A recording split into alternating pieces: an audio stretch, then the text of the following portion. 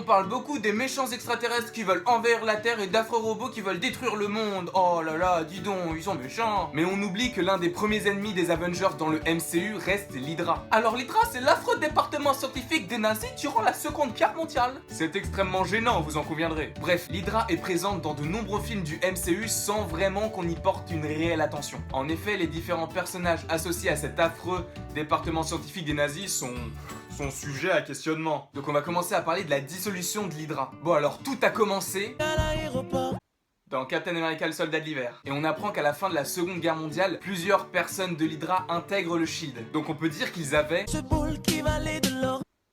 infiltré leur réseau. Et à la fin du film, Black Widow révèle tous les secrets de l'Hydra et les met sur internet. Donc tout le monde a les informations. L'Hydra était logiquement démantelée. Mais dans les films qui ont suivi, on a pu apercevoir un renouveau de l'Hydra. Donc un an après est sorti Avengers l'ère d'Ultron. Et au tout début du film, on retrouve les Avengers qui affrontent le Baron Strucker et sa petite armée. Bon, on apprend qu'ils ont un Léviathan dans leur sous-sol, une chose qui est très normale, hein. Et on voit aussi qu'ils utilisent le sceptre de Loki pour créer une intelligence artificielle. Comme quoi l'Hydra n'est pas si détruite que ça. D'ailleurs, le slogan de l'Hydra, c'est couper une tête, il en repoussera deux de plus. Donc peut-être qu'il y aurait d'autres infiltrés dans le SHIELD qui appartiennent à l'Hydra, qui n'ont pas encore été trouvés. C'est très compliqué. Enfin bon, ils se font défoncer par les Avengers et dans le film, on n'en parle plus. Ils n'ont qu'une séquence dans le film quand même. Et on apprend qu'ils ont un Léviathan, qu'ils ont récupéré le sceptre de Loki, qu'ils ont essayé de faire une intelligence artificielle. Mais on a seulement une séquence dans le film parce que le vrai méchant du film, ça reste Ultron. Et en voulant créer Ultron et une armée de robots, ils ont peut-être commencé déjà à préparer une potentielle guerre qui aurait peut-être lieu dans Infinity War. Mais bon, les Avengers les ont défoncés, donc on passe à la suite. Donc il n'y a pas que les robots, il y a aussi un lien avec le film Ant-Man. Ça se voit qu'ils veulent revenir sur le grand écran, revenir sur la première place du podium, revenir sur le devant de la scène pour après conquérir le monde. Donc ça a commencé dans Avengers l'ère d'Ultron avec une potentielle armée de robots, et ça continue dans Ant-Man avec une potentielle armée d'hommes-fourmis. Dans ce film, l'antagoniste principal est Darren Cross qui était le bras droit d'Hank Pym à une époque assez lointaine. Mais l'Hydra est aussi dans le film, et ils achètent l'antidote qu'a créé Darren Cross pour se rapetisser à volonté, histoire de bien niquer ses ennemis comme un gros lâche. Oh, c'est un petit peu la méthode Brandao. Normalement, ça fait déjà 2 fois. Voilà. Non, j'ai pas touché. Ça fait déjà 2 fois. Non, d'accord. J'ai pas touché.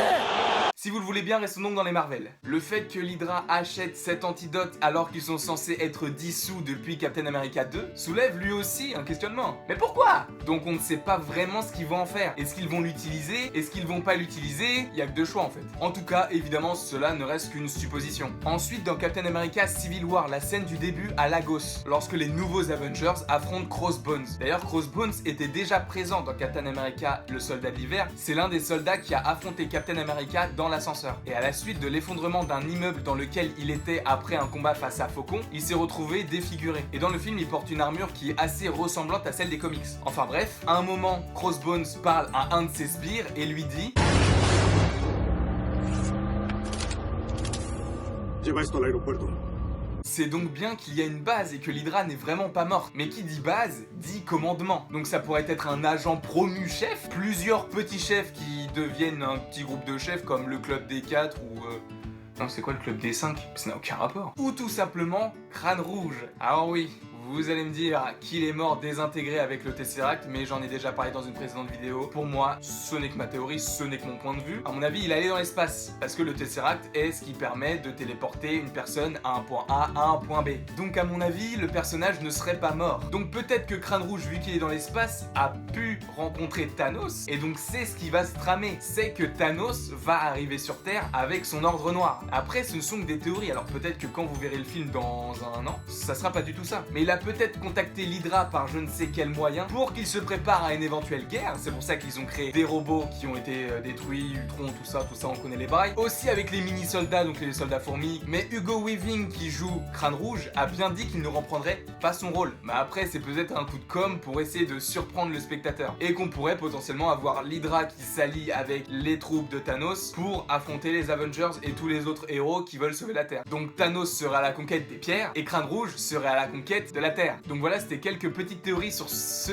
qu'est peut-être en train de préparer.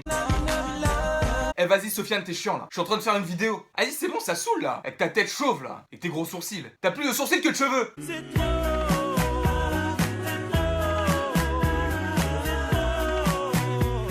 Merde à la fin. Elle était maquillée.